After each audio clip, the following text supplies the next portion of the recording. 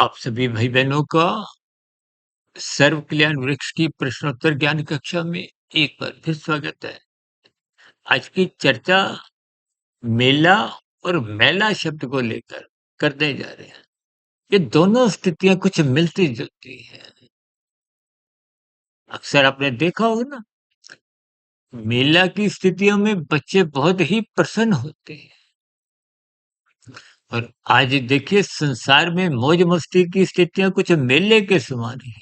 अब मेला से ही मुझे ध्यान आया, देखिए भारत की राजधानी दिल्ली में नवंबर के दिनों में प्रगति मैदान में एक प्रदर्शनी मेले के रूप में ही लगती है। अक्सर युवा वर्ग में जब हम कॉलेज के दिनों में जब कुछ के बाद भी कहीं-कहीं कुछ ऐसी स्थितियों में जाते थे। अब तो देखिए हमारा इन सभी स्थितियों से कोई विशेष एक आकर्षण की स्थितियाँ नहीं है। लेकिन स्थितियों को समझिए, ये संसार भी एक मेला है। मेले का अभिप्राय क्या है कि जहाँ मौज मस्ती की उमंग उल्लास बना होता है, लेकिन आज इस संसार में ये मेला का कुछ रूप बिगड़ता जा रहा है। यानी कि ये मेला ही मैला होता जा रहा है। तामसी प्रवृत्तियां नाचने लगी हैं। इसका अभिप्राय, क्योंकि ये दोनों शब्द मेला और मैला, देखिए मेला एक राज्य स्थिति है और मेला के साथ ही देखिए ये जो तामसी स्थिति मैला की है, इसलिए तो शास्त्र बार बार कहते हैं ये तमोगुण रजोगुण पास पास हैं, पड़ोसी हैं, एक ही गली में रहते हैं, एक ही संसार के एक स्थितियां हैं।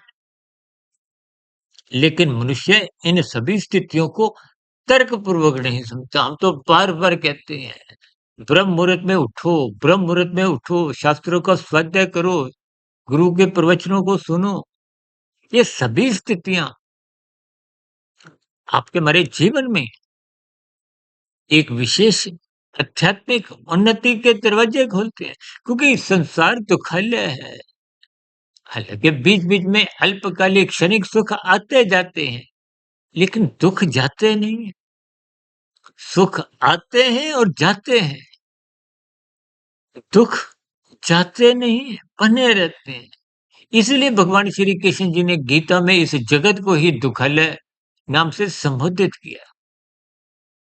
आप भी अपने अपने जीवन में थोड़ा ताक झांक करो तो आप पाओगे। आप सुख पाने के प्रयास करते हो उस आशा में कि सुख मिलेगा, वो वर्तमान सुख से ध्यान हट जाता है। एक बार हमने वीडियो बनाई थी तकरीबन शायद 5 वर्ष पहले। त्रिविध ताप, स्वयं के अपकर्मों के आपको में दुख रूपी परिणाम भुगतने होते हैं। अन्य जीवों के कारण भी आपको में बीच-बीच में दुख आते हैं। अब देखिए ना, आतंकवादी हैं, ये विभिन्न प्रकार का समाज में एक भय युक्त स्थितियाँ उत्पन्न करते हैं। भले ही क्षतिपूर्ति का सिद्धांत भी परमात्मा की व्यवस्था में कार्यशील रहता है। आपके दुखों की भरपाई कर दी जाती है जो दूसरों के कारण मिलते हैं। और प्रकृति के वातावरण में भी देखिए कुछ ऐसी स्थितियां बनती हैं, कभी सूखा, कभी बाढ़, कभी आंधी तूफान भूकंप। हालांकि आज हमारा देखिए विषय नहीं है। आज हमारा विषय क्या है? मेला और मैला। आज अपने इस संसार को, जो परमात्मा ने आपको एक मेले के समान दिया है, आप उसको मैला करते जा रहे हो। प्रकृति की सौंदर्य एक मेले के समान है। हमने उस प्रकृति के वातावरण को दूषित किया है, यानी कि उसको मैला किया है।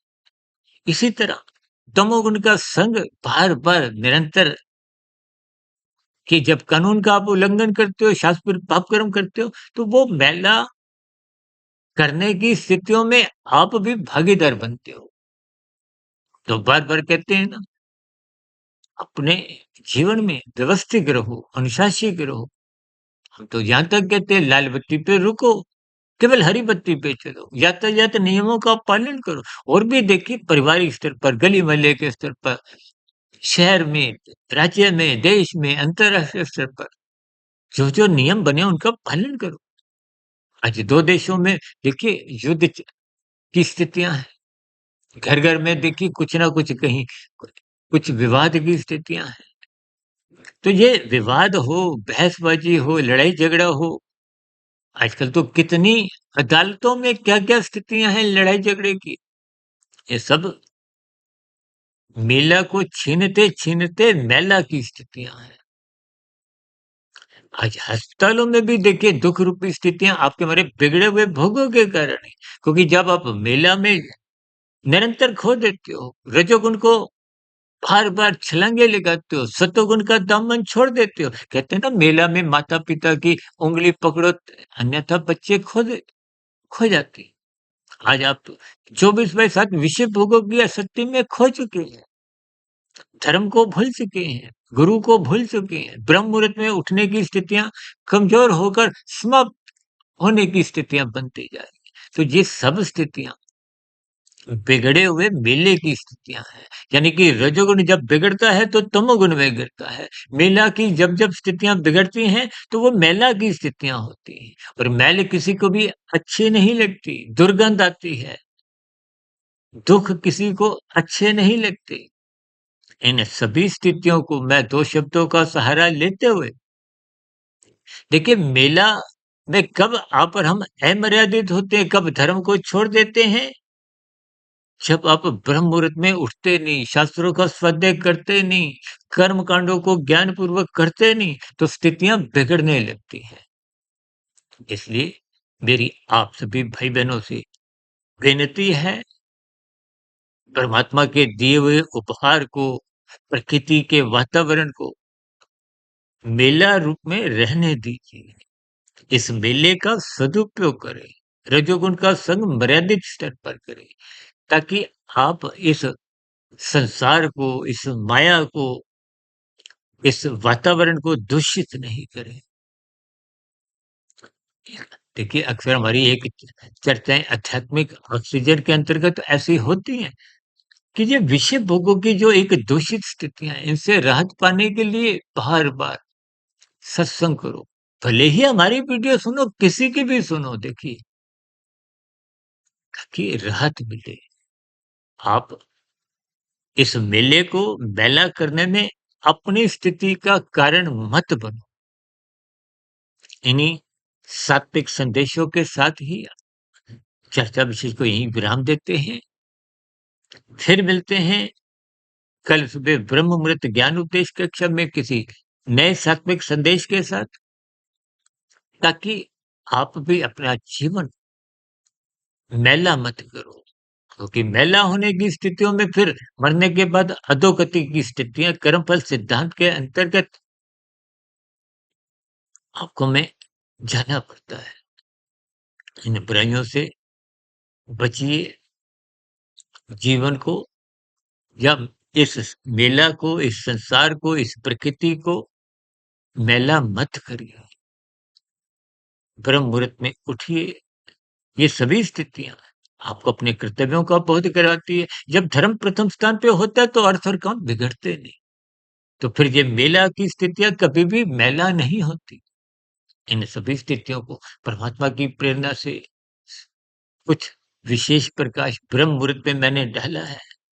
फिर भी समझाने में कुछ कमजोरी हो सकती है। मैं भी आप भाई-बहनों के समान देखिए मायाबद की ही स्थितियों में हूँ। फिर भी परमात्मा की प्रेरणा से, गुरुओं के आशीर्वाद से ब्रह्म मुहूर्त समय विशेष में कुछ इस पर प्रकाश डाला है। कहीं कुछ कमी लगी हो, कोई बात बुरी लगी हो, तो उसके लिए मैं क्षमा चाहता हूँ। बात तर्कपूर्वक लगी हो, जहाँ-जहाँ आपकी हमारी गलतियाँ हो, हमें सुधार लाना चाहिए, ताकि मिला हुआ जीवन स्वयं का भी, पारिवारिक स्तर पर भी, शहर के, देश के, अंतर्राष्ट्रीय स्तर पर, यहाँ पर हम अपना और दूसरों का जीवन स्वस्थ बनाएँ। इन्हीं शुभकामनाओं के साथ चर्चा विशेष को यहीं विराम देते हैं। इस चर्चा विशेष से संबंधित आपके मन में कुछ प्रश्न हो, सुझाव हो या शिकायत हो मेरी बातों पर, उन सभी प्रतिक्रियाओं का भी नीचे कमेंट्स बॉक्स पर स्वागत है। चर्चा विशेष को सुनने के लिए आप सभी भाई-बहनों का बहुत-बहुत धन्यवाद।